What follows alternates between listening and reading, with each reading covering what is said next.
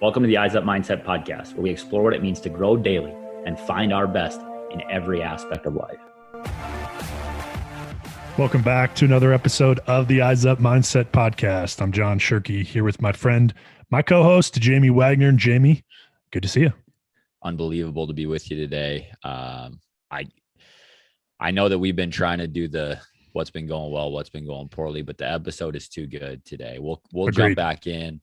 The conversation we got to have, it's actually a colleague of mine at Pelican Rapids High School, John Peter. He's the head girls track coach, the head boys soccer coach. They recently produced a documentary about their soccer season called We Are From Pelican. And I would really encourage everybody to go and check it out. It's an unbelievable look at the small town in northwestern Minnesota that has a bunch of unique challenges to host a soccer program, right? And then in the process, we get into this in the conversation, but JP has a moment that makes it even potentially more challenging for them to get through a regular soccer season. So I couldn't agree more, Jamie. You sent it to me, and I'll be honest. My first thought was like, okay, this is small town school, student directed, filmed, all this stuff, and I had a pretty low bar when you sent me that link, and it blew me away. It's incredible. Go watch it. Listen to this conversation. And like you said, Jamie, we'll connect about our stuff, but this is really important, and appreciate you joining us today. You got anything else? There is some time in here where we go deep on mental health, and I just want to encourage you. If there is anything that you are struggling with, that you're uncertain about, that you're unaware of, and that other people have mentioned, talk to somebody. Go seek out help.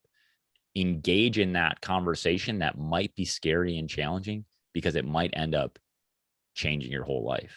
And that's my encouragement out of the conversation. Obviously, we talk about coaching and how to do this thing in an awesome way, because they do in an awesome way. But we get to some stuff that if you're struggling, seek help, please. Couldn't have said it better, Jamie. Coach John Peter, let's go. Usually John brings us in, but JP, since we have a relationship, we kind of talked about me welcoming you today. I've gotten to know you over the course of the last, really just the last month or so. We've had some interactions, and we actually taught at the same school this year, but we didn't get to connect because I was doing it virtually. We are so excited to have you on. Thanks for joining us today. Yeah, we actually taught next door to each other. Which I didn't know. I had no idea. Yeah. Well, I think, I knew then I would hear this deep voice coming through the wall of next door, even though you weren't there, you were virtual. And I kind of feel like I don't have a deep enough voice to be on this podcast with you two, but we'll try and make it work. I'll see what I can do in the editing process, JP. Yeah. We'll see if we can deepen that up for you. It's all good. No, we had the first time we've obviously competed. Our teams have competed against each other in track meets and the state tournaments. And you're the head track coach at Pelican Rapids here in Minnesota, which has had unbelievable success. And, we were in a state final, a few state finals against each other. And so we knew of each other kind of tangentially, but the first time we met, we sat and we had a conversation in the hallway, and I'm just like, this is a guy. And it was an hour long. I think we were both supposed to be teaching, but it was okay. We won't tell our boss, but except he might be listening. But the thing that struck me in that first conversation is how much alignment there is around not coaching, right? Not the physical schematic tools of coaching and making athletes better on the track or on the field or whatever it might be. But the fact that when we pour into people, we get more out of them. And that has nothing to do with athletics. How did you get to that place in your coaching? Like two kind of, I guess I would say like really important moments happened. One was what should have been like everybody thinks of as like the pinnacle, right? 2012, I had been working with a girl, Summer Howgrud. She's a really good sprinter for us. And for like 3 years, we had this plan of like, how are we going to, essentially win a state title? And we had a long-term plan of how we were going to do it. And as a junior, she did it. She won the 200, and it was like the most unfulfilling experience that I have ever had coaching. Like, you're supposed to be at the top of the mountain, right? And I'm at the top of the mountain, and I remember, like, she won, and I walked down the bleachers at Hamline University, and by the time my foot hit the bottom step, all I could think is, how are we going to do this next year? Yeah. And by the time I got behind the bleachers and back to where she was coming out, I was like, this is terrible. Like, why can't I enjoy this? And then I really wrestled with that for like 2 years of like, how do I as a coach deal with this thing that, like, we're chasing this goal, right? Whatever it is, because every kid has a goal to get better, and every kid, even if they're, running the 117 seconds, we want to get them faster, and we have these goals that we're working towards. But like, these goals are really unfulfilling ultimately. And I remember hearing an interview with Tom Brady around the same time, and they were like, why do you keep working hard? And he's like, because I'm chasing something that I don't know what I'm chasing. And I was like, yeah, that's kind of how I feel. And then in 2014, I had a very average 100, 200 meter girl quit the team. And whenever kids quit, I always just very casually say, why are you walking away? Like, I'm still going to say hi to you in the hall. Like, this is your choice. To me personally, I don't care if you quit, Yeah. And she just said, you don't care about every kid on this team the same way. And that was one of the most, like, at the time, what do you do as a coach? You're just like, no, I don't. I care about everybody. And then, you get the summer to digest it, and you realize, like, no, I don't care about every kid the same. And how do I reconcile that? And how do I fix that? And that was really when I shifted to everything's going to be relational based. Everything's going to be about the kid. Everything's going to be about getting to know all my athletes. And then let's kind of see where it goes. And from there, it just, I tell the kids now when they come in day one, your relationship with me and with each other is the most important thing. And the second most important thing is I want you to walk away having learned how to be healthy, how to be a healthy person, how to make healthy choices. If we can do those two things, like, all your other success is going to happen. But then on a bigger scale, it really became about how do we create an environment where, like, athletes know that that they're loved, right? And what happens when you're loved? Well, then you are in an environment where failure is okay as long as you did your best. And creating an environment where failure is okay is like a upside down paradigm, I think, for a lot of coaches, right? And so that took a while for me to get my head around, and for my athletes to get my head around, to get their head around as well, of like, look, this is a safe environment for you to absolutely try your best, right? The other thing we talk about day one, whatever season, you got to be here every day. You got to show up. You got to show up every day, and you got to try your best. And sometimes people hear you got to try your best, and they think like foot to the floor every day. It's like, no, when we have a recovery day, you come in and you recover the way that is the best possible way you can recover. And if we're in the weight room, you're doing whatever that day's objective is, the best you can. And then if you're trying your best and we get into competition, and you try your best, but it doesn't work out, well, then let's go back and assess why it didn't go well. But you still tried your best. And sorry, I can get rolling here. And if you guys have stuff to jump in and follow up with, go ahead. No, it's awesome stuff. But so I want to go back to like the how. You talk about creating an environment where people or kids feel loved and they feel safe, and that failure is not only okay, but expected, because that's how we grow.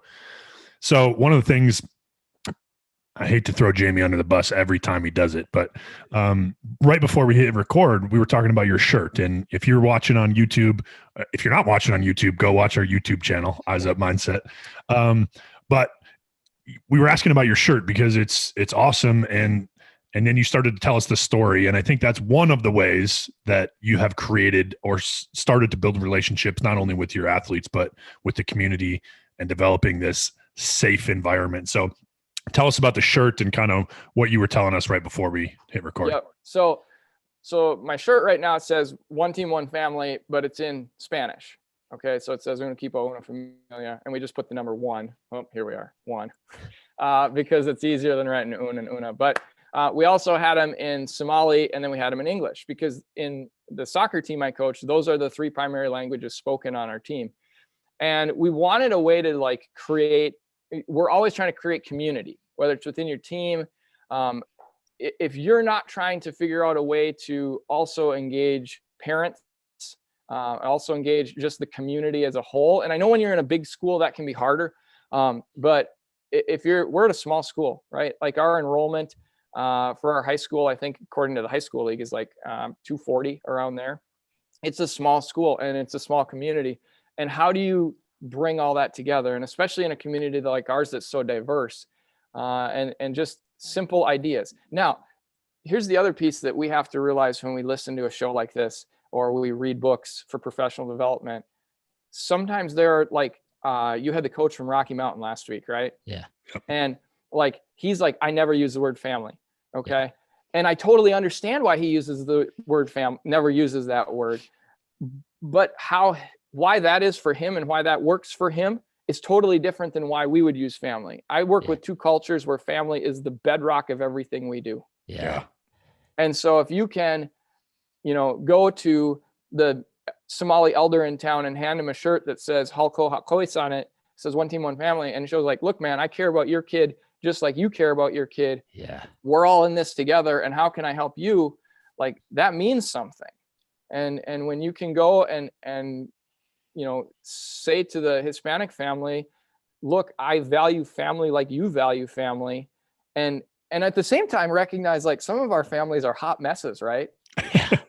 But we're going to try and create an environment where we're okay with everybody's hot mess and we can work through that together. That's more on like a really big view of how we're trying to create community and try and create this environment where like you feel loved. And when people feel loved, that's a game changer, right? I think this word is not used nearly enough, right? Love.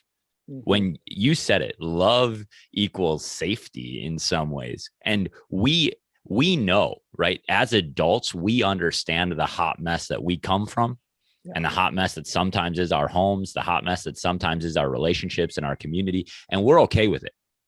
Right. We know, because it's never perfect. But these 14, 15, 16, 17, 18-year-old kids, whatever, or if we're in organizations, these 22, 25, 27-year-olds that haven't yet figured out it's okay to be a hot mess. When you say we love, when we give you something as small as a shirt that says you belong here because of this word that is hard to say, we get such a different outcome. And it does, like, the funny thing about it is it sometimes doesn't matter. The thing that you talked about at the beginning, the mountaintop, the peak, that is sometimes really unfulfilling, because if it's just a thing on a checklist, it doesn't matter at all. But when you can combine it with deep belonging, now the joy of that moment is incredible. I'm thinking about the first time we won a state championship in 2015. I'm in Costa Rica on this school Spanish trip, and I'm not there. And I get a kid calling me, FaceTiming me, bawling. And it's just like, we did it. And it's like, that's the mountaintop actual experience. Cause I was just like, I don't think we're going to ever do this again. Right. I don't know that we're ever going to get here again. And she was a senior. So it's like, let's just enjoy it. Let's just have that fun. And I think that word, right, that word love, passion, excitement, whatever it is, when you can, I don't know, the word knead, right? Knead it like bread into the dough of your programs, your organizations, you got a leg up. You have a huge advantage. Yeah. And on a team level, when we talk about, I'll kind of go from like our community level and then our team level and then down to the individual. So on our team level, we talk a lot of times, last thing we always talk about in the bus before we get off is, like in track, I would say, like, the next 4 hours that happen here do not define your life, good or bad. Like, this is not defining of your life. and what's in here and how you treat people and how you love your community. Those are the things that define who you are. But you're not defined like this is fun, right? What we're going to do when we get off this bus and go to, like, this is fun. That's all it is. And I remind them, like, tomorrow when we go to school, like 95% of the school won't even care what happened here because they're all grinding away at their lives, right? Yeah. And we forget that, whether we're coaches or we're athletes, we think like whatever we have in front of us is the most important thing. And everybody else, though, around us is just trying to grind through life as well. And so the things like sports, they should be fun.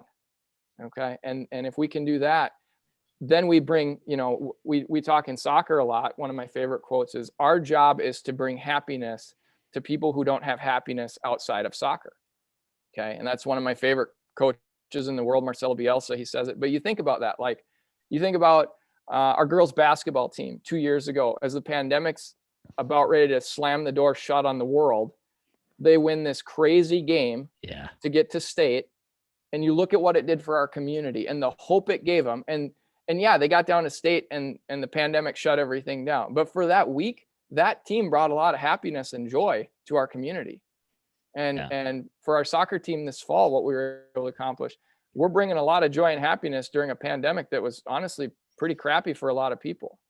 And a lot of those people didn't love soccer even, but we were the only team going, you know, because football hadn't started yet. And so we brought joy to a lot of people, and we forget that that's part of our job, is to bring happiness. Whether we're playing sports or at your job doing whatever, bring joy to people around you. So that's so good. And so we've zoomed out to the community level. We said, love people. At the team level, it's bring joy to the people around us. It's kind of that bigger picture again. What do you do with individuals to make them feel safe and comfortable when they come to show up and say, if the job is give my best, here's how I get to my best? Yeah. So one thing we make sure we do every day or once a week, and in soccer, it's more like once every 2 weeks just because of our competition schedule. But I try and meet one-on-one at least once a week with every kid. And it's not like a closed door meeting. We make sure, you know, it's all appropriate in that. But we meet 1v1. We talk about immediate things. You know, if we have a race coming up during the season or a meet, here's what you're going to be doing. Okay. And here's why. We talk about if there's problems to address. I really work hard to not, if somebody's having an issue, to not blast them in front of the whole team, especially if it's something that can be addressed in person, you know, because that kid's going to respond to that a lot better. Now, if there's something within the team setting that you need to address, like a tactical problem in soccer, we're going to address that during practice. But if it's, you know, why is this guy showing up late every day? I'm not going to rail on him in front of the whole team. We're going to usually just talk about it 1v1. And then I tell them too, I'm like, if you're upset about something with me, come and yell at me in that meeting. Like, tell me how you feel. And the first time I tell kids that, especially like when we get freshmen and they've never had these meetings, and I'm like, if you're upset with me, come and talk to me then. And you can be honest with me, and I'll sit there and listen to you. And I promise I won't try and rebuttal it. I'll just listen. That's a game changer for kids to know that, like, I can be honest with this person, and like, he doesn't think he's the king. Right. And so much of the time we, as coaches, we're in this role of authority, right? And we get in the danger of thinking like we're the dictator. And there are times where we have to be, right? You have to be. Yeah. But there are a lot of times you don't have to be. And a lot of times where the growth happens is because we're being vulnerable enough ourselves to try and grow as a coach. And for the first like 10 years of my career coaching, I didn't allow the athletes to help me grow. You know, I relied on professional development and all that, which I still do, but the most valuable things that have really pushed me as a coach have come from athletes over the last few years. Yeah. And then we talk about life, and I tell them on day one, I'm like, look, there are going to be a lot of these meetings where we just come and talk about track or soccer, but at some point you're going to get comfortable enough where like you're going to puke your life on me basically. and we're going to try and we're going to have some things that you're going to work through. And we talk too, like if we meet today and you have something come up tomorrow, don't think you got to wait till it's your turn next week to come meet with me. Like, pull me aside and let's talk about it. So, you know, and then those conversations kind of guide the rest of my staff and our expectations of the athlete. Obviously when you're coaching girls, some of those conversations, can lead down other paths, like, if it's that time of month or whatever. And I would like, if you're coaching girls and you don't have those conversations with your athletes, like, you're not valuing them as a whole person. Right. And some girls are never going to be comfortable enough to be like, look, I feel terrible because I'm on my period right now. Okay. And the first time we talk about it in front of the whole team and say, look, if you are the kind of person that this wrecks you for a week, be comfortable talking about it. And the ninth graders are all just like, he said what? And all the older girls are like, yeah, it's fine. Yeah. But if you're coaching females and you're not, this is one of the books I'm reading right now. This is Roar by Stacy Sims. And it's all about female physiology, optimizing performance, all those things, because like, you're coaching a different human being than a male. Yeah. When you're working with females, and once a month, they're totally a different human being. And so you need to be prepared to deal with that and not just tell them to push through. I think what you're talking about, JP, is so interesting because you have taken on a lot, right? You are coaching a soccer team in a community that is the smallest independent soccer team in the state, that has a hugely diverse population, including Muslim, Somali, and Hispanic, right? Catholic, right? So you're talking about not only diverse, culturally diverse, different parts of the world. Some of these athletes are, first year in country. You have to learn different languages and understand and be respectful of different cultures. And now you're saying, okay, I'm also going to coach females, and you're open to this idea that is, I have to know and understand them where they are so that I can move them to where we want to go. Right. And I have the expertise as the coach to get us as a team, as individuals, to compete and at your finest. But the thing that I would say, and this is more challenge than question, so I apologize, but for those of you listening, where is that you have to understand the person you're trying to direct in a different way? Because if you don't, there will be limitations. There's just going to be limitations. And that comes to this other idea of understanding yourself well enough to say, this is what I don't know. This is how I feel and I struggle. Like, I don't know. And clearly that takes us to a little bit different point. You guys did an awesome documentary that gives you a picture of Pelican Rapids soccer, right? What we just talked about, the diversity in the program, the diversity in the community. You have, Una Equipo, Una Familia shirt on right now that kind of embraces this idea that we are a diverse place with diverse challenges. And you guys created a soccer program out of nowhere. You were the cross country coach doing something that you've obviously loved. You ran cross country and track in high school, ran cross country and track in college, and yet you opted into being a first time program soccer coach. What made you go there, JP? I don't like. So I'm also the English as a second language teacher at the school here, and that doesn't automatically mean I should be the soccer coach, right? Just because a lot of people see our team and they're like, oh, like those are your kids, and I'm like, well, a lot of them used to be, but most of my guys, they're playing now, have been here for they're almost second generation. So, it kind of. I didn't even start watching soccer till like 2014. Yeah.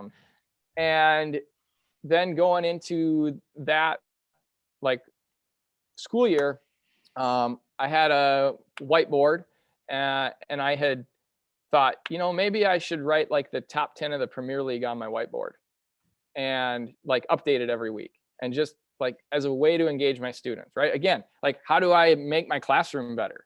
Well, at the time I had like 30 boys, all high school, just like rabid soccer fans. And so I started doing this Premier League table on my board, and they would come in every morning before school and we would just argue about what was going on in the league, right? And it made me immediately be like, I better start watching some Premier League. Yeah. Because I need like the vocabulary and the conversation to have it. And I'm listening to, like BBC post-game podcast to like learn about like, how am I going to talk about what Liverpool did this weekend with the guys. And by Christmas that year, I had kind of come to the realization that like, I think we need our own soccer team. At the time we were co-oping with a private Christian school just down the road in Fergus. And we had about 10 or 12 guys participating with them, but there was a huge amount of limitations with that school, from the point that it's a religious institution. So a lot of our Muslim students weren't comfortable going down there. And then there was a half-hour commute each way. And for a lot of these families that parents are working and they need kids home somewhat soon, it was just not a great situation. And so that spring, I went to our athletic director during my track checkout meeting, and I just said, hey, he said, is there anything else you want to talk about? And I said, yeah, I think we need our own soccer team. And he was like, oh yeah. And we had a good, and his son was the only white kid playing from Pelican Rapids down in Hillcrest. So he like kind of caught the vision right away. And 2 weeks after that conversation, the private Christian school sent us a letter saying they wanted to change the agreement and basically continue the partnership, but not have us recognized in the name anymore. And like, I understand why they wanted to do it, but when you say in today's culture to a whole group of people who are not white that we don't want to recognize you by name, it's really problematic. Yeah. And it just in general, like, names matter.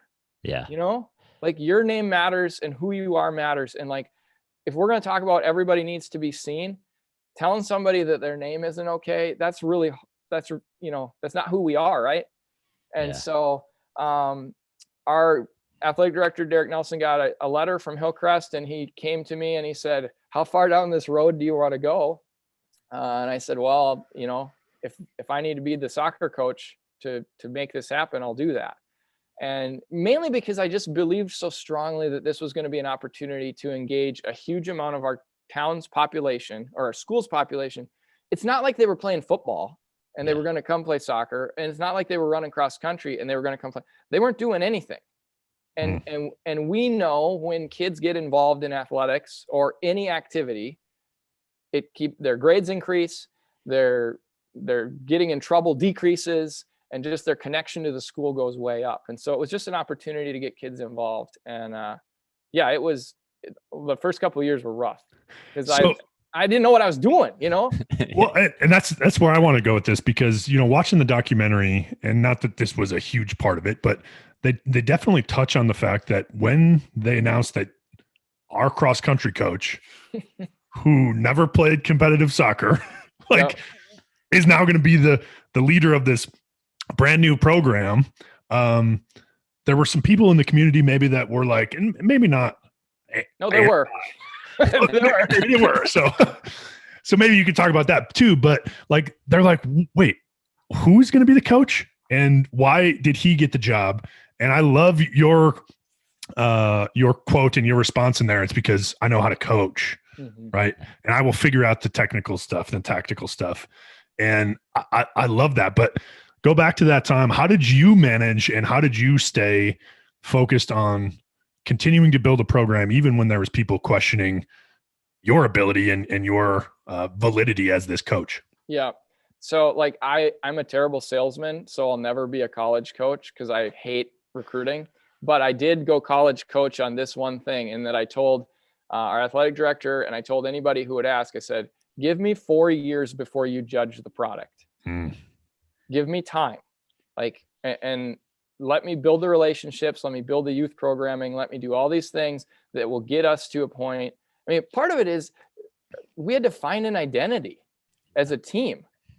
And I'm working with a team that, like, right now, the best example I can give is the Euros are going on in Europe, right? Which is kind of like if you split the World Cup up, you got like Copa America going on in South America right now, and you got the Euros going on in Europe. Those are, yes, it's soccer in both cases. It is vastly different in how it looks, right? They have the same rules and they're all 11 guys up, but it looks way different. And so you have very different styles. If you throw Central America in there, it's a totally different thing. Everywhere in the world, soccer's played differently. And now I've got this conglomerate of styles coming together, and we got to find, like, what is our identity? And that took some time. Thankfully, like I said, our AD has been like one of our number one supporters of just like, this program needs time and it's going to get to where it needs to be. And he really believed in us.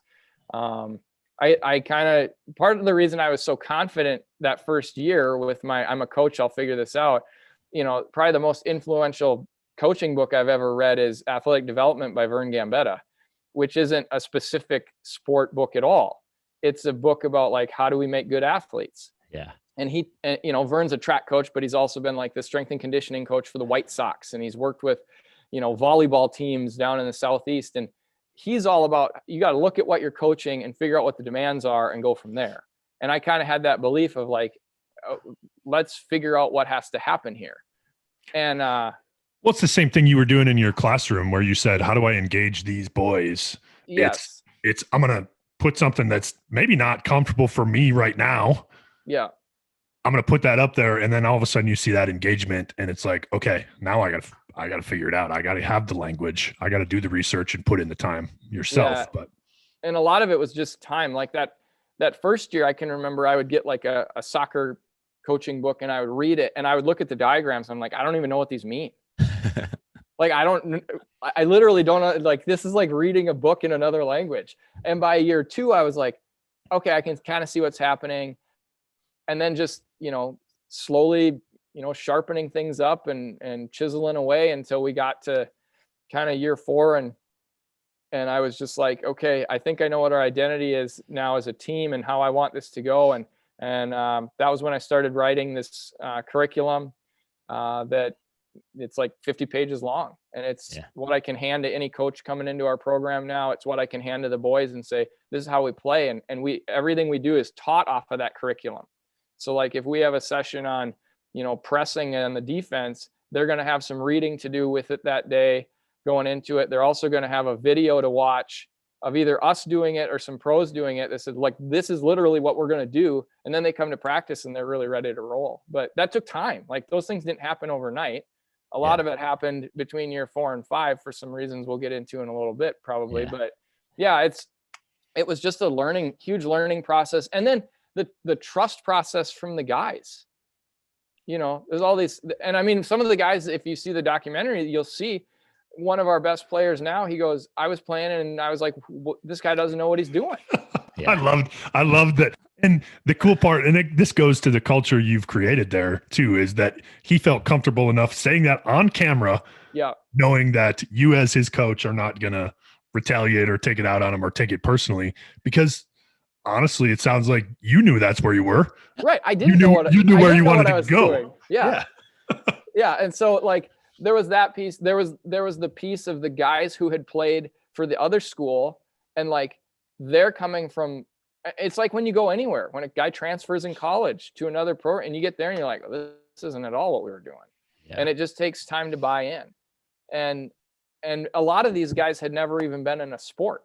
So part of the year 1 and 2 was just establishing like, look, when we get off the bus at this rest stop to go to the bathroom, you can't all buy energy drinks and buy out the vending machine.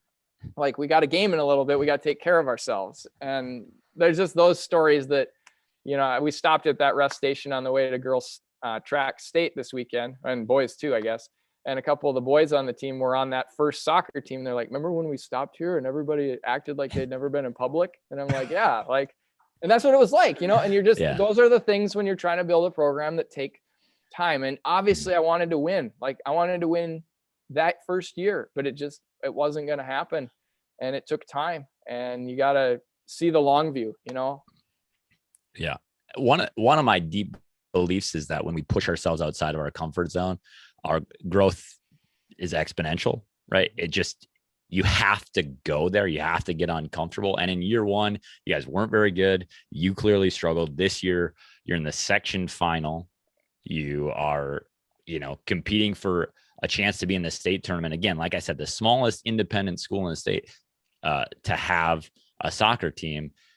The journey is worth it. How have you grown specifically around that, pushing your comfort zone? Yeah, just a lot of, like I said, a lot of times seeing things long term and trying to not be in whatever the moment is, good or bad. I think back. So my very first year coaching in track was 2005. I was at Park Christian. I was still in college. I got called out of the blue and they said, we need you to come coach track. And at Park Christian, that's a private Christian school. And so like we had certain biblical requirements to follow up with too. And we had to have a theme verse, Yeah.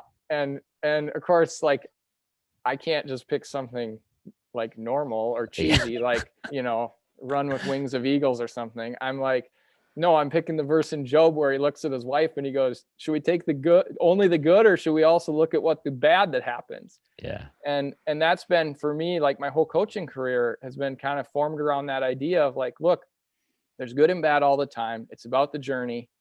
And it gets back to like, you're not defined by any one thing. So yeah, those first couple of years, there were definitely games where I like wanted to tear my remaining hair out and scream. And there were other times where we'd win and, you want to feel like you can go win the section championship. And it's like, no, we got to just stay the course and focus on what we're doing. And we talked quite a bit this season. We had a couple of injuries in track, and the thing I told people is, like, whatever happened here at the subsection meet or your injury, like, that doesn't offset the last 11 weeks of hard work you did. Yeah. Like, you're a different person than you were 11 weeks ago. And that's what's good. And I've continued to change as a coach as well. I'm a different coach right now than I was March 29th when we started track. I'm a different coach than August 17th last year in soccer. And we keep learning. And I think where we get in trouble as coaches is when we're going through our season and we're not taking those notes. We're not journaling. We're not trying to figure out what's going well, what's going badly, because it's really easy to focus just on the good. And sometimes we can get in cycles where we just focus on the bad as well. But we got to, this is all about long-term relationships. And I mean, we're kind of banging the same drum here at this point. Yeah. But you see that there's kind of a theme through all of what I do.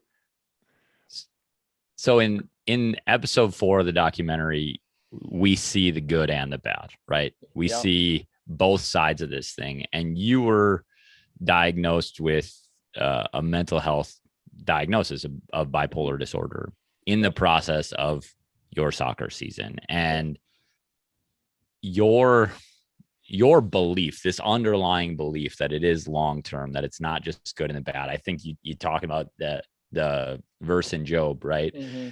Having this perspective around your life has to be helpful in the downtime of that moment when you go through this diagnosis. So can you walk us through a little bit of what leads up to you finding out, you figuring out that there's something wrong? Because I think there are so many of us that struggle in some ways with mental health, and clearly that's why we do what we do. Jamie, I love you, and I don't mean to correct you here, but it's important to me. So, but it's the words, right? You said found out that something was wrong. Yeah. Right. And again, that's not a shot at you, but I think that's part of, and we're going to get into it hopefully further down the road here, JP, but just because you have a mental health diagnosis doesn't mean there's something wrong. So sorry, didn't mean to interrupt. Go ahead, JP. Go for Take it from there. Yeah. So, at the end of our 4th season with soccer, we lost to Alexandria, and I kind of tell people, like, it was like something inside of me like broke. And I just felt like this need to correct everything and to like be a fixer. Right. And I went on like basically from like December of that year through when the lockdown started.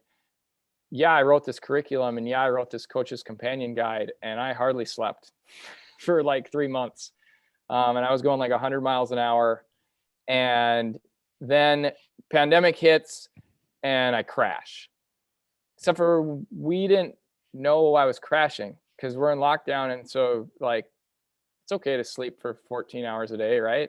Because we don't have anything to do.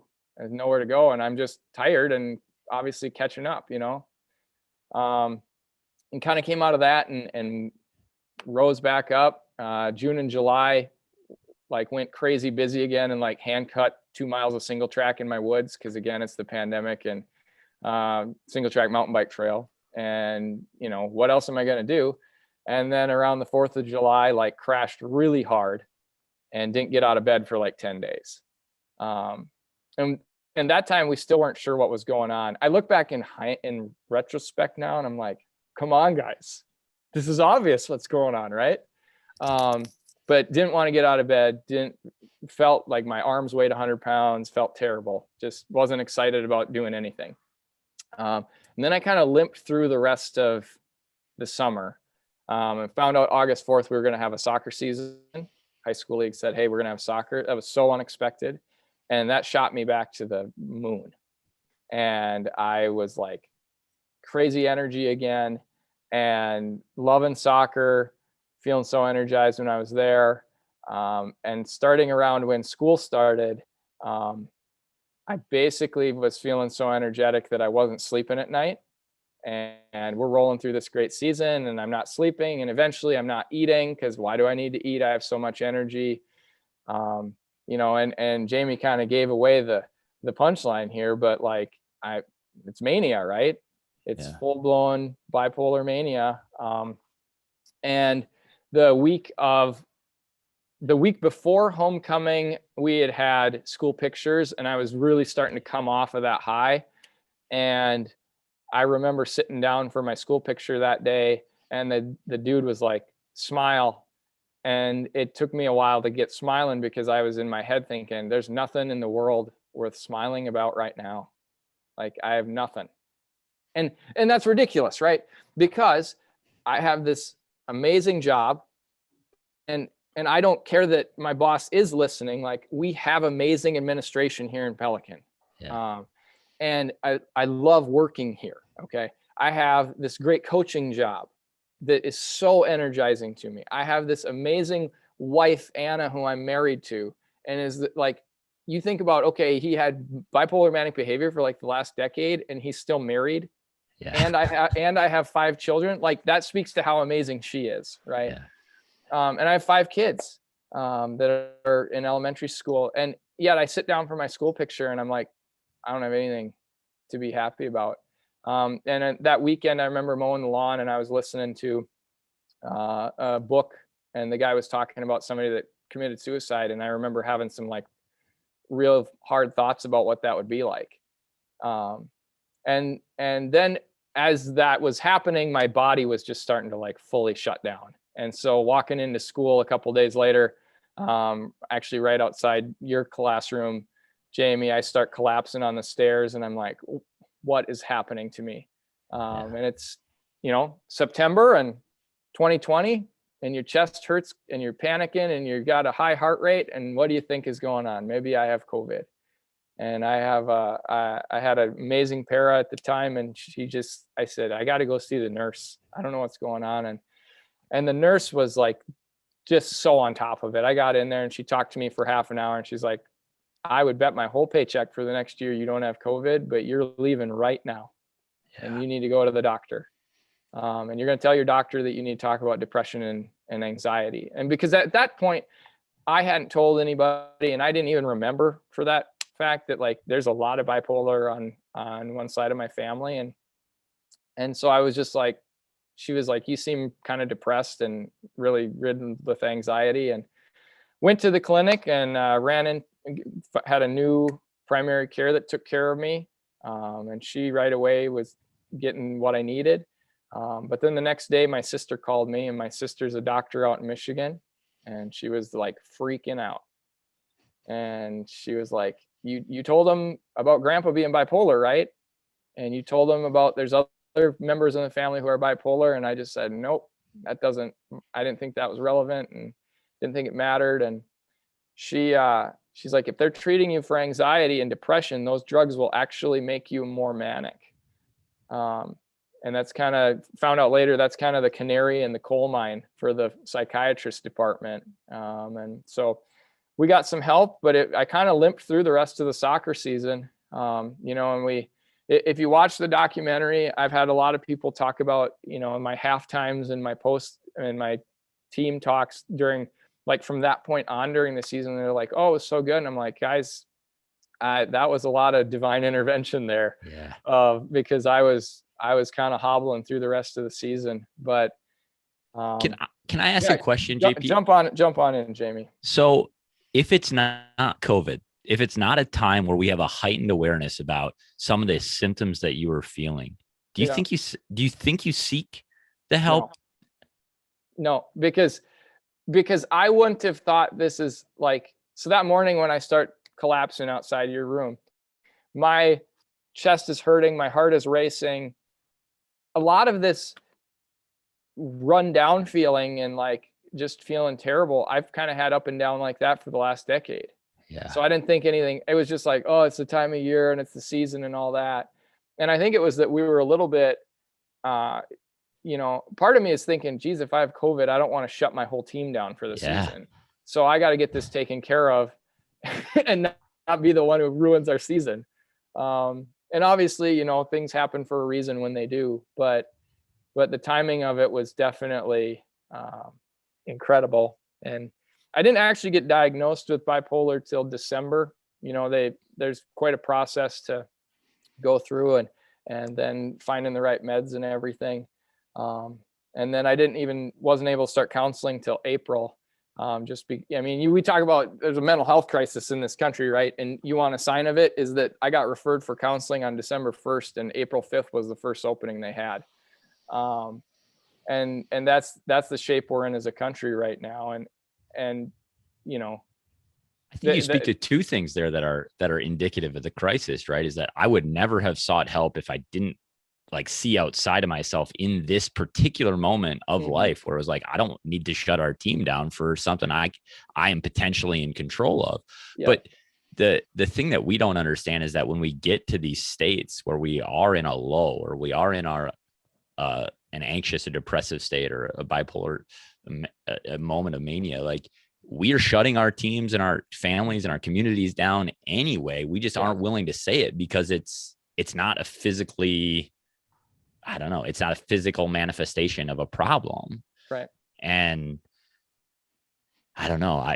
And then obviously not being able to access the care that you need is a huge problem.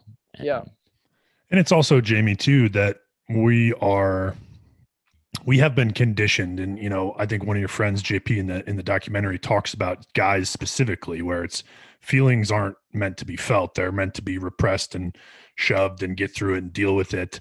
And so I think we've been conditioned to not say, hey, I'm not okay. Mm-hmm. And two, you touched on this too, JP, where it's like, I never would have thought it would happen to me, even though I have a history of it in my family. Like that. And it's all of us. Like, I think all of us have those thoughts where it's like, well, it's not going to happen to me, even though it happens to other people. Yeah. And, Jamie, you and I have talked quite a bit about the idea of spectrums, right? And I think something that I have come to fully believe in my work in mental health is that it doesn't matter who you are, what walk of life, how rich or poor or educated or not, you're going to deal with mental health symptoms. And I see it as a spectrum. Like we're all on spectrums of anxiety and depression, and we have those symptoms. We are at different places in our life from time to time where we have different resources or people that can support us or things like that. But, this idea, and this is why I love what you're doing with, hey, let's get the word out. Let's talk about the crisis. Let's talk about what's going on, because there are so many people still that will say, that doesn't apply to me. Yeah. Well, until it does, right? Right. You never thought that you would ever get to a place where, or even understand people contemplating suicide or being even entertaining the idea of this is a possibility for me. And then you end up there and it's like, yeah, it can happen to all of us. Yeah. And so there's a lot of reasons I chose to share this, one of the primary ones was like this misunderstanding I had always had about people being suicidal, right? I had always thought people who get suicidal are like so depressed and all they can think about is being sad. And then you get to that point. And then I went through it. And those thoughts seemed as normal as getting a glass of water. And I didn't feel super sad and obviously sitting down for my school picture and I say, there's nothing to smile about. That's one thing. But mowing my lawn thinking, yeah, like this seems like a good idea. That felt like a normal thought. And that was a light bulb moment for me of like, this is how people go from I'm riding bike with my friends one day to the next day they're gone and they seemed okay. And I think there's so many stories where, you know, my feed on Facebook in the last year, I think there's been 5 friends that I've seen, you know, basically take their life and everything seemed pretty good. Right. And it's really made me question after going through this myself of like, were people like actually checking in with them every day? You know, and maybe they were, but it was such a normal thought for me when I went through it. And then talking to others who have also gone through it, and they're like, yeah, it's not that you're sitting around rubbing your toe in the dirt feeling sorry. Like when you're dealing with mental illness or mental health, and all of a sudden you have those suicidal thoughts, they're just there. And if you don't have people around you who can jump in and be like, well, we gotta get you help, you know, that's huge. And so that was part of the reason I wanted to share. Go ahead, Jamie. But what do we do, JP? Like, what do we do? This crisis is real, and we need to create systems in our schools, in our teams. And you talk a little bit about it in terms of creating this environment of safety. But how do we broaden the conversation? How do we make it okay to say things that need to be heard? Yeah. More broadly, as men, as women, whatever it is. Clearly the stigma is real with men in a way that is damaging and really bad for our culture. But how do we just open the door to this in a bigger way, period? Not just sharing stories, but actually getting to a place where we can do something about it. I don't know that you have answers, but I have questions. I don't know that I have a big scale, but like what we're doing right now is really important, because what does it do? It normalizes conversation. The feedback that I've gotten from episode 4 has been like 3 main things. And this has been kind of a weird experience, having people walk up to me at a track meet that I don't know who they are, but I'm the guy in orange pants, and they've watched the documentary, and so they know like, oh, he's wearing orange Dickies, so we'll go find him. The 3 things I've been told. Number 1, I have condition X on the mental health spectrum. I felt really alone. I feel less alone now because of your story. Okay. That's huge. Right. And we get into, again, like Bible verses that mean something, right? Paul talks about in 1 Corinthians, basically our lives are a bridge to everybody else so that they can see the love of God. Right. That's our job, is to let our scars be bridges to other people. Okay. So that's number 1. Number 2, I've had people come up and say, my brother or my sister or some family member is bipolar, and I never understood how they thought or what they did. And now I get it. Like I get it a little more. Like you helped me understand it a little more. Okay. And then the third piece was, and this one was really hard, and I'm not going to be able to say this probably without crying, but having athletes on my own team, after they saw that, come to me and say, this is how I felt for a long time, and I didn't know I had anybody I could talk to that was a grown-up about this. Okay. And those are really hard conversations, right? And those are really hard things, whether it's an athlete or not, but especially when it's an athlete and they come to you and you say, look, I'm struggling with this. And I'm like, I'm struggling with it too, you know? But this is how we normalize the conversation. And yeah, I would love to do it on a much bigger scale. Okay. We have some ideas about how to kind of have a mental health awareness night with a soccer game this fall that we're starting to kick around. But ultimately, it comes back to stories. Like, John, you have a story of your own life, and like that is meaningful, maybe not with mental health, maybe it is, but with other people that you're going to interact with. And Jamie, you have stories that those are bridges to other people's lives. And on the mental health piece, like, yeah, obviously I'm banging the drum really hard now because I have a story that is relevant to other people. And when we start to talk about it, especially when I work in the Somali community, they don't even have a word in their language for depression. Yeah. And so for years, Otter Tail Public Health, our county's public health, has asked me, as somebody who's connected to the community, how do we talk about mental health with the Somali community? And I'm kind of like, well, my story now is helpful because these people know me. I work with their kids. They've seen me.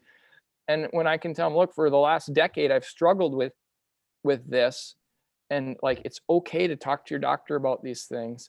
like that's a big deal.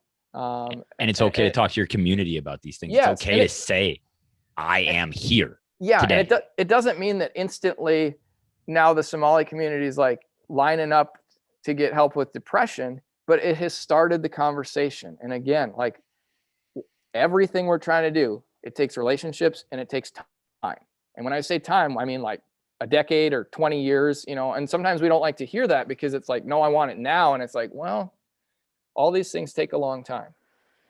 So I think the other part of this too, and JP, you touch on this in the documentary, and I think I want to shift us from, because so far talking about the mental health stuff, it feels a little bit dark, yeah, and it feels a little bit weighty, and yep. even though we're getting awareness and we're trying to take down the stigma, it's not just about saying, okay, this is my diagnosis, this is what I experience.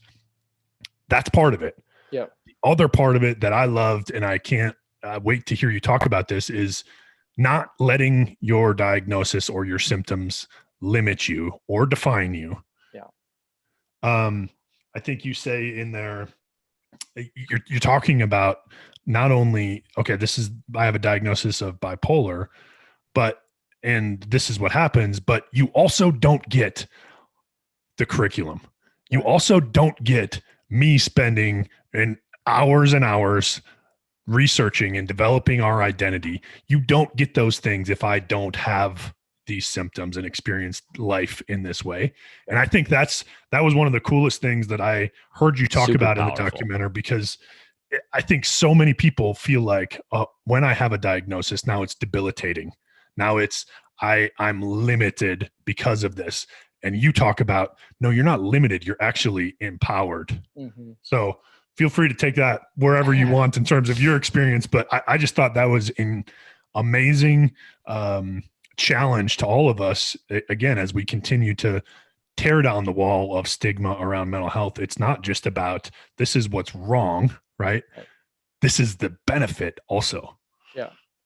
Well, I think, as men of faith, we kind of look at it as like, God didn't make a mistake when he made me this way. Yeah. Like that there is a purpose for my life, and there's things that will be put in front of me, and I have been made this way for a reason.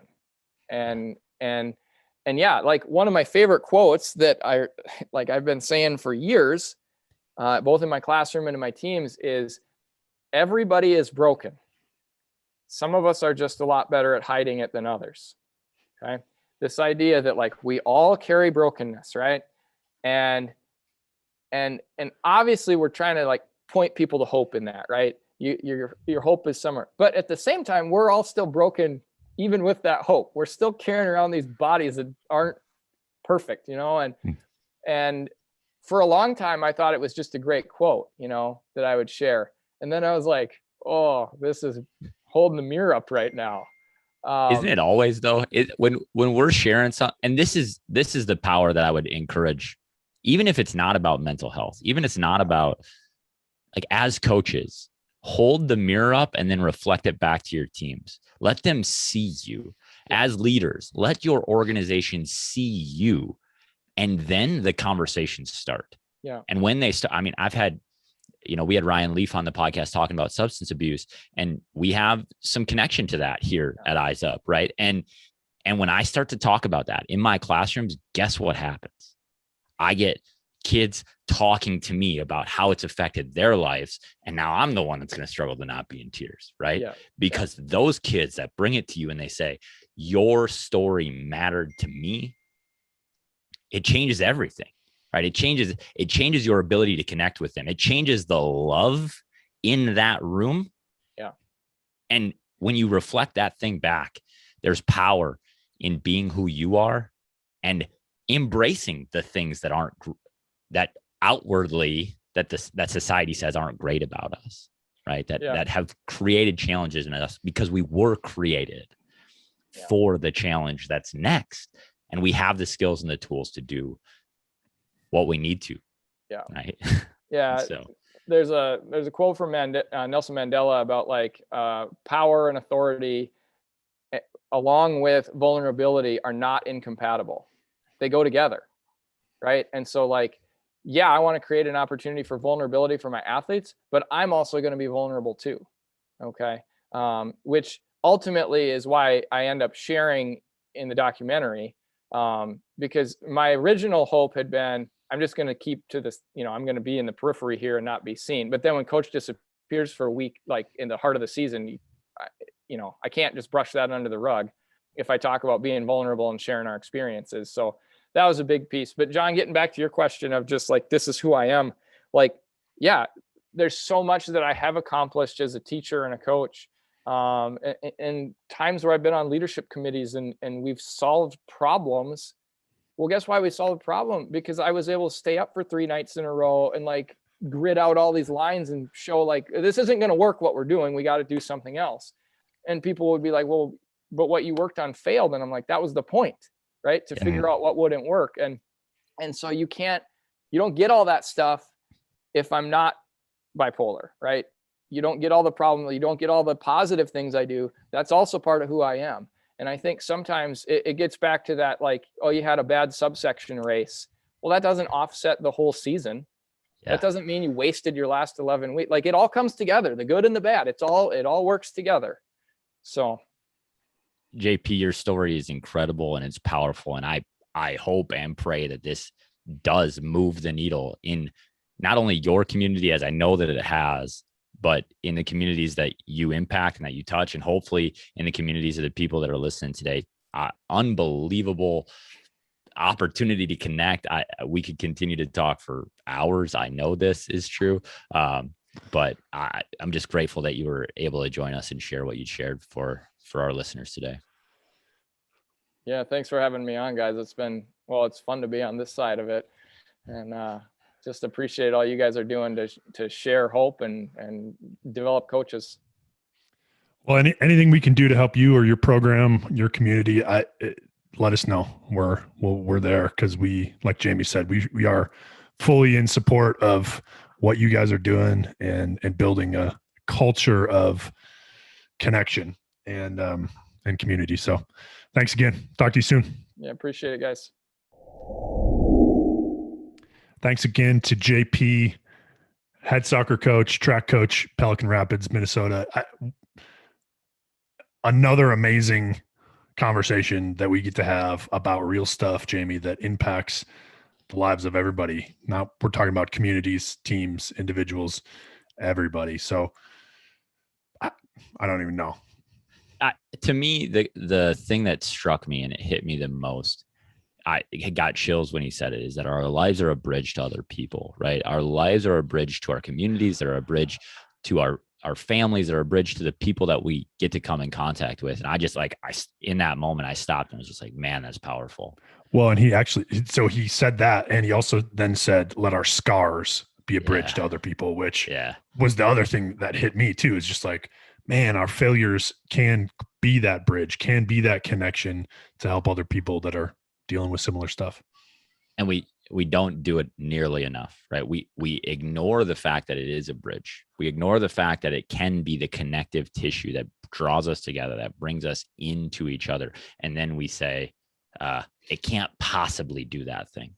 It can't possibly do it, right? But I think his story, we just recently had a friend of ours, Trevor Solom, on the podcast. His story, Ryan Leaf was on the podcast, and his story, and I mentioned that in the episode, right? The things that we want to hide are oftentimes the thing that need to be there in order for connection, community, relationships to happen. And we can't exploit it. We can't be doing it for the reason of drawing closer to people, because that's insincere and disingenuous. But when we authentically bring our stuff to real conversations, and as coaches, as leaders, we have to.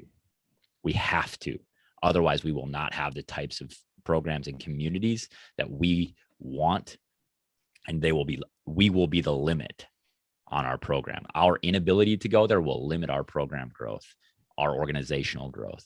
And that's the challenge for us, right? How do we do that day in and day out in the places where we lead? Appreciate you joining us today. I know that this impacts everyone. So as you're listening to this, I know there's people in your life that could benefit from hearing JP's story. And if it impacts one person to get help, to have a conversation, to make that bridge, Jamie, that's our encouragement to you. So please, we ask you every week to rate, review, all that stuff. But most importantly, share this. Share this with somebody that you care about, that you know can benefit. Appreciate you guys. Jamie, appreciate you. And as always, live eyes up.